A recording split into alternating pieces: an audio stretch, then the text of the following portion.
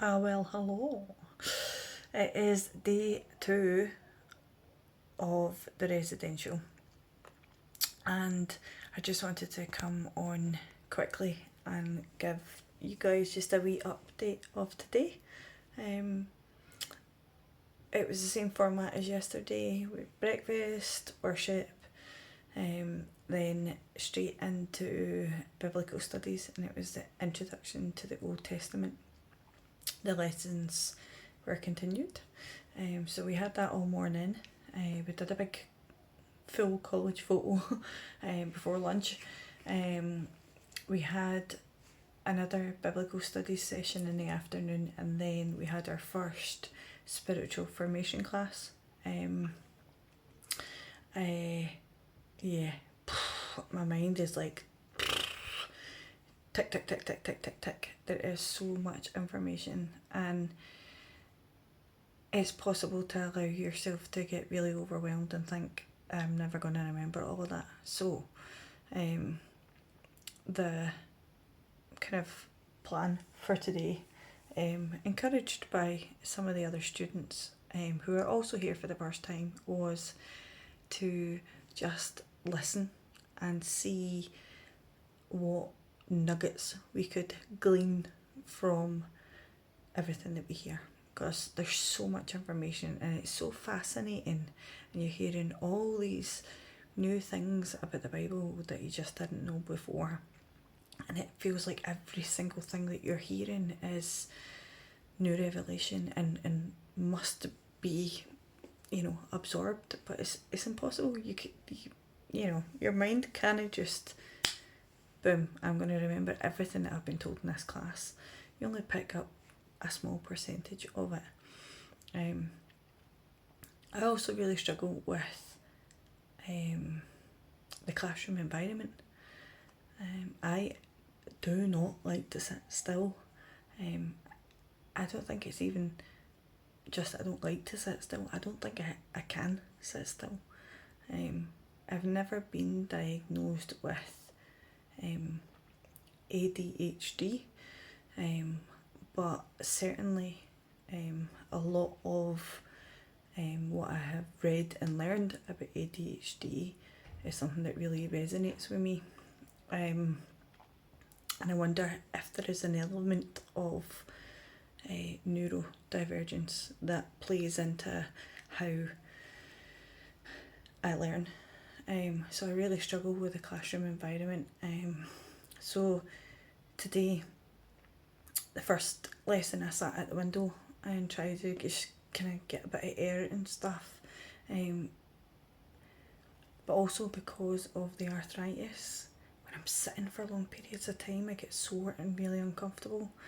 So I knew I wanted to relocate. I thought if I went to the back of the class and I sat at the back, then I could stand up when I needed to without disturbing anybody, because there'd be nobody behind me. Obviously, conscious that you'd attract the attention of the lecturers, but I'm pretty sure they're familiar that some students just need to do that.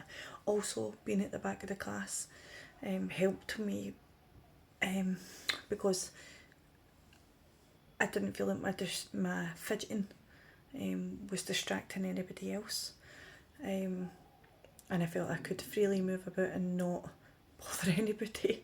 That is an aside from what we were actually learning. I'm so sorry, I'm like rubbing and touching my face, I'm so tired. So what are the nuggets that I have learned today? So in the biblical studies class, one of the sessions that we did was exegesis, and I talked to you about that before in my second episode, and I was just saying that exegesis, that exploration and discovery, investigating, if you like, of Bible passages, was the thing that was what I wanted to learn how to do. That's the tools that I want to acquire to be able to study the Bible. So we were doing that in the class today, and it just was really, really helpful and really good. And good to be in the environment where other people are chewing over the same things, and interesting to hear what other people think and what other people get out of something. And then also, do they hear the same thing as you? Like, I just found it really, the whole process of it really worthwhile. But one of the things that came out for me, and couldn't even tell you which session it was, but it was definitely in the biblical studies.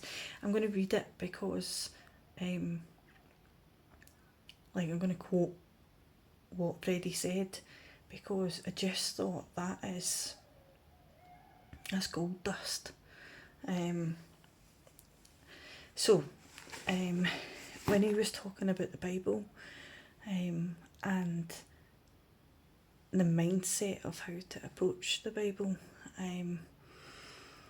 he said, you don't have a textbook, you don't have a roadmap, you have the living Word of God that spoke to a time and speaks through the ages. And the more you know about that time, the more you will know about you. And it just, for me, that summed up why we're studying, why I'm doing theology, why are we doing this, why are we chewing on the Bible, on the things of God. Well, we're doing it because to know more, and to know more about God, but to know more about us too. So that was really cool. And so there was another class that we did as well, spiritual formation, and I'm going to try and find the little nugget from that class. Bear with, let me pause. Man, I thought I had just I've just been talking to the camera for 7 minutes and I wasn't even recording. Oops. Well, I'm going to need to go back, aren't I? So the other class that we had was the spiritual formation class, and that was with Dr. Lucy Papiet, or Pepiet, I think as you pronounce it. And Lucy is the Dean of WTC, but she's also one of the lecturers, and she is doing the spiritual formation class. I'm just looking at my notes. So what she was kind of saying today was the kind of two purposes, if you like, of spiritual formation are to have you thinking about your own formation. So how you got to be where and who you are with the specifics of the beliefs that you have and were taught. I apologise if you're hearing a buzzing noise. That's the mini fridge, which each room has. And yes, it's convenient. Oh, it's driving me bonkers. I can't handle the bzzz noise. Anyway, so let me get back to this nugget that I gleaned. Oh, sorry. Ding, ding, ding, ding, ding. Number 2 that she said of spiritual formation is and the formation of that you help others with. Okay, so formation of yourself and the formation that you help others with. What are the things that you are going to use to pass on to others?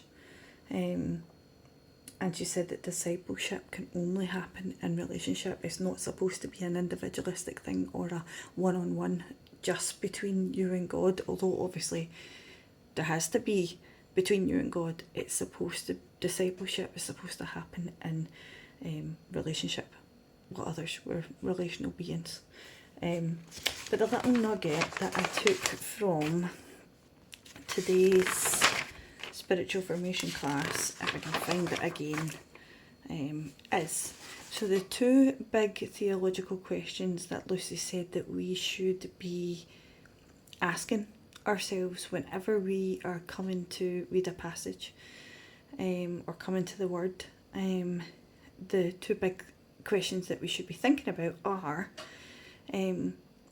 what does that tell us about the nature of God? So whenever we read something, we should be asking, what does that tell us about what God is like?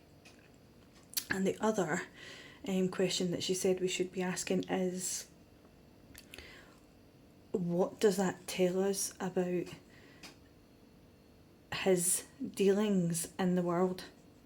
So what does that tell us about what it is that God is doing here and now, and possibly also in the future? But what does that tell us about God's dealings in the world?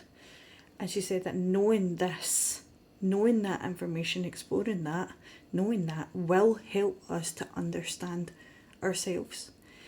And I guess that kind of resonated because it was similar to the nugget that I got from Freddie's class, the biblical studies class. You know, when he said that approaching the Bible as the living word of God, and knowing that it was for us at a specific time, but it also speaks through the ages, and knowing more about that time, that when it was written and what was going on, it helps us ultimately to know more about us. And I just thought those two kind of went together. And anybody would have thought that they planned it. I don't think that they did. It just so happened that those two kind of spoke to me. Anyway, I am really, really tired. I think the journey down and the lack of sleep has caught up with me. I did sleep well last night, but I think it's just caught up with me. Also, this whole sitting in a classroom malarkey for hours on end, I find it really hard. So that is the end of day 2. We had some in the evening. We did some worship together, and we heard some of the testimonies of how God has provided financially for some of the students, and it was just really lovely to hear each one of them and how God has met them, where they have needed him to, and just reminded me to be grateful for the opportunity that I've been given, and particularly the financial side of it and the support that I've been given. I don't take that lightly, and I don't take it for granted, and I'm really thankful for the financial gifts that have been given to enable me to do this. Sorry, I keep angling the camera wrong. Anyway, that's day 2. I phoned my mum last night and just said, "Oh mum, it's amazing, it is blowing my mind." And my sweet wee brethren lady mum said, "Well, just don't let it blow your mind too much." I thought that was really cute. Just my wee cute mammy telling me, be careful what you put in here, which I think is very wise indeed. Anyway, good night.